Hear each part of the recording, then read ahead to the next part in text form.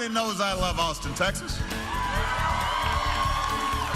President Obama wraps up his second trip to Austin this year. A look at the places he stopped and the impressions he left behind.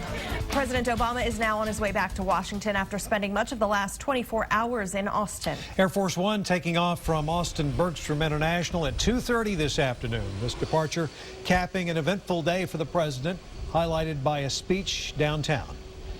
In that speech, the president touched on his year of action, including his proposal to raise the minimum wage to making college more affordable.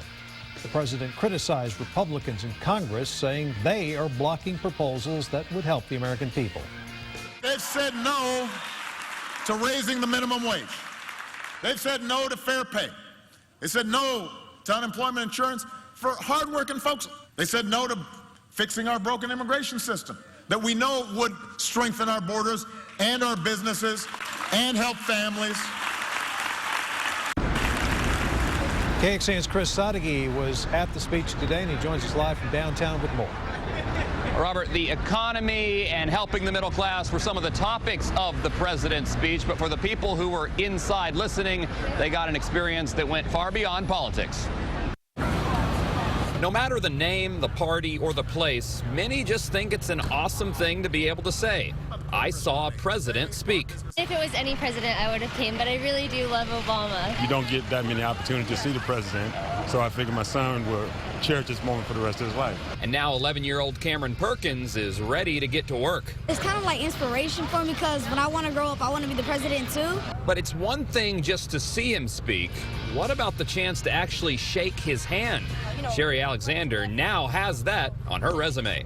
I kind of hopped over a seat or two or four and made my way over there, helped the kid get one, and then I got one as well. Still, a handshake isn't something you can show the world. A selfie, on the other hand. We were about the fourth row, but we had to push our way to the front, and then we were able to shake his hand and say how much we love him. Nathan and Andrea have the picture to prove it, forever sharing a frame with the president. They shared a few other things with him, too. We did hook 'em horns, and he was doing it back. Yeah, he did this back to us, so hook 'em. Moments they won't forget, and everyone inside can now say, I was there. And even the people who are out here on the street outside the theater lined up hoping to get a glimpse or a picture of the president. Unfortunately for them, security was very tight. But I also just noticed the Paramount Theater not wasting any time. Already, the Barack Obama marquee has come down, and they are moving on to the African Queen in Gallipoli. Shannon and Robert, back to you. Life goes on. Thank you very much. As we mentioned, today's speech focused on the president's year of action.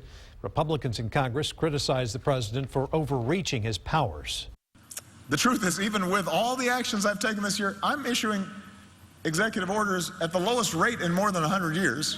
So it's not clear, how it is that Republicans didn't seem to mind when President Bush took more executive actions than I did.